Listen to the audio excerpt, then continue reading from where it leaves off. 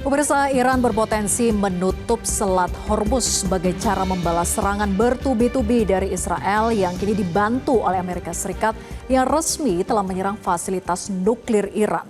Parlemen Iran dilaporkan telah mendukung langkah penutupan Selat Hormuz, namun keputusan pasti itu akan menunggu Dewan Keamanan Nasional Iran. Lalu seberapa penting sebetulnya Selat Hormuz ini bagi suplai minyak dunia? Mari kita bahas. Fakta penting Selat Hormuz, pemirsa, Selat Hormuz ini merupakan salah satu titik kritis dunia. Mengapa demikian? Karena dilalui oleh 1/5 pasokan minyak dan gas dunia yang menghubungkan Teluk Persia ke Teluk Oman. Dan jalur sempit ini telah menjadi titik krusial bagi perdagangan global terutama dalam hal minyak. Nah, Selat Hormuz sendiri hanya memiliki lebar sekitar 33 km. Meski ukurannya kecil, selat ini menjadi penghubung vital antara Teluk Persia yang kaya akan minyak dengan seluruh dunia. Nah, dengan negara-negara seperti Uni Emirat Arab, kemudian Arab Saudi dan juga Iran yang mengelilinginya, Selat Hormuz ini memainkan peran besar tentunya dalam perdagangan internasional, keamanan dan juga geopolitik. Nah, kalau melihat dari data pada 2022 saja, pemirsa, rata-rata 21 juta barrel per hari minyak itu mengalir melalui Selat Hormuz. Volume tersebut ini setara dengan sekitar 22% konsumsi cairan minyak bumi global. Nah, sementara itu di tahun 2023 menurut Badan Energi Internasional, hampir 30% dari total perdagangan minyak dunia itu melewati Selat Hormuz. Kemudian kita melihat negara seperti Tiongkok, kemudian India, Jepang, dan juga Korea Selatan itu menjadi 4 negara tujuan utama yang menyerap 67% atau bisa dikatakan hampir 70% lah dari seluruh minyak dan kondensat yang melewati Selat Hormuz pada 2022 dan paruh pertama di 2023. Nah, lalu pertanyaan pemirsa, apa saja petaka jika Selat Hormuz itu benar-benar ditutup oleh Iran?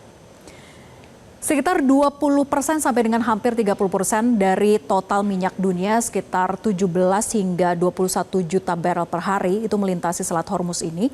Dan penutupan selat ini akan tentunya mengerek harga Brent crude bisa melewati 100 hingga 150 US dollar per barrel. Seperti diperkirakan juga oleh berbagai analis. Nah, kenaikan harga energi ini diproyeksikan memicu kenaikan inflasi secara global. Tentunya ini juga bisa berdampak pada memperlambat pertumbuhan ekonomi, bahkan berpotensi memicu stagflasi. Dan juga pemirsa, gangguan rantai pasokan dan biaya transportasi tinggi ini pasti akan memperburuk tekanan ekonomi dunia.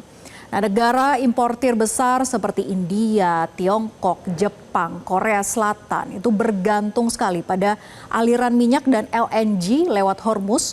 Asupan energi 20-40% itu bergantung setelah melewati Selat Hormuz ini.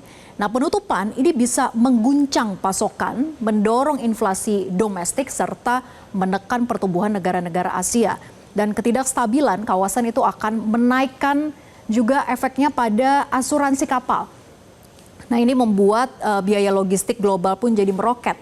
Nah, jika benar ditutup, Iran kemungkinan itu akan menembaki kapal yang tetap berusaha untuk melintas, walaupun misalnya Selat Hormuznya sudah ditutup gitu ya, atau memicu tanker war seperti yang terjadi pada tahun 1980-an. Nah, sementara Amerika Serikat dan sekutunya itu kemungkinan besar akan merespon militer, meningkatkan risiko konflik besar yang bisa melebar. Nah, sementara itu akibat wacana penutupan Selat Hormuz, bursa saham pun juga anjlok. Coba kita lihat berikut ini. Jadi pasar saham Asia Pasifik itu lesu di tengah panasnya konflik usai Amerika Serikat ikut menyerang Iran bersama dengan Israel. Nah, sederet indeks penting saham di Asia mengalami penurunan, pemirsa. Indeks MSCI untuk saham Asia Pasifik di luar Jepang itu mengalami penurunan 1,0%. Sementara saham unggulan Tiongkok pada indeks CSI 300 juga terpantau turun 0,2%. Dan kemudian indeks Nikkei Jepang juga turun 0,6%. Sementara di Indonesia IHSG itu juga turun ke zona merah sejak perdagangan dibuka. IHSG dibuka pada level 6.833,47, kemudian langsung ambles dalam ke zona merah dan mencapai level di 6.765-an per pukul 9.05 waktu Indonesia Barat kemarin. Nah, IHSG itu melemah sangat dalam hingga 2% atau sekitar 142 poin. Jadi dampaknya sangat besar dirasakan di bursa saham IHSG menjadi anjlok. Nah, sementara jika dibandingkan dengan pasar saham Amerika, pemirsa, kita bandingkan memang mengalami penurunan juga tapi tidak sedalam pasar saham Asia. S&P 500 itu turun ataupun melemah di 0,3%. Kemudian indeks Nasdaq itu melemah di 0,4%. Lalu bagaimana dampak bagi Indonesia jika Iran tutup Selat Hormuz? Nah, ini pemirsa, bagi Indonesia yang sebagian besar itu kebutuhan minyaknya masih dipenuhi lewat impor. Kondisi ini tentu akan sangat membebani biaya energi nasional kita. Jika harga minyak itu melonjak, maka pemerintah dihadapkan pada dua pilihan sulit, yaitu menambah anggaran subsidi bahan bakar minyak atau BBM atau menaikkan harga jual ke masyarakat. Nah, tentu keduanya ini berdampak langsung baik terhadap anggaran negara maupun juga daya beli masyarakatnya. Jadi lonjakan harga BBM dan gas itu akan menjalar ke harga barang dan jasa lainnya. Sementara biaya distribusi naik, harga bahan pokok pun juga pasti terdorong. Dan pada akhirnya masyarakat harus merogoh kocek lebih dalam lagi untuk kebutuhan sehari-hari.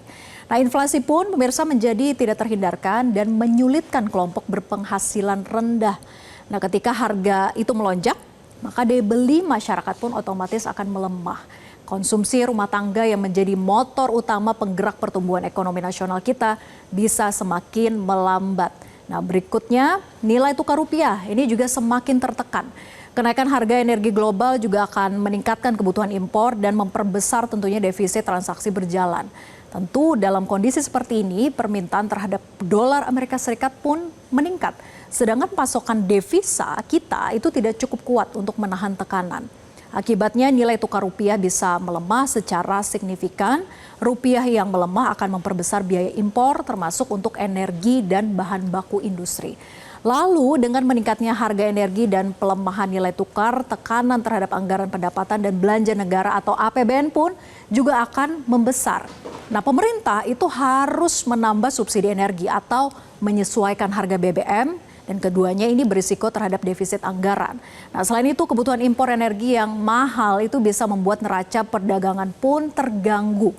Jadi pemirsa, penutupan Selat Hormuz ini juga memperlihatkan bahwa betapa rentannya ketahanan energi Indonesia terhadap krisis global. Saat jalur pasokan utama itu terganggu, maka Indonesia tidak memiliki cadangan energi strategis yang cukup besar untuk mampu menahan guncangan dalam jangka panjang.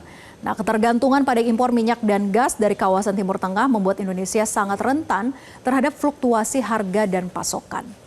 Jadi pemirsa, meskipun parlemen Iran dilaporkan telah menyetujui tindakan penutupan Selat Hormuz, keputusan akhir nanti berada di tangan Dewan Keamanan Nasional tertinggi yang pada akhirnya diawasi oleh pemimpin tertinggi yaitu Ayatollah Ali Khamenei. Nah, masih belum jelas seberapa besar kemungkinan Iran untuk menerapkan tindakan penutupan Selat Hormuz atau apakah Iran menggunakan ancaman tersebut sebagai alat tawar-menawar di tengah meningkatnya ketegangan. Kita lihat saja perkembangannya nanti pemirsa. Jelajahi cara baru mendapatkan informasi. Download Metro TV Extend sekarang.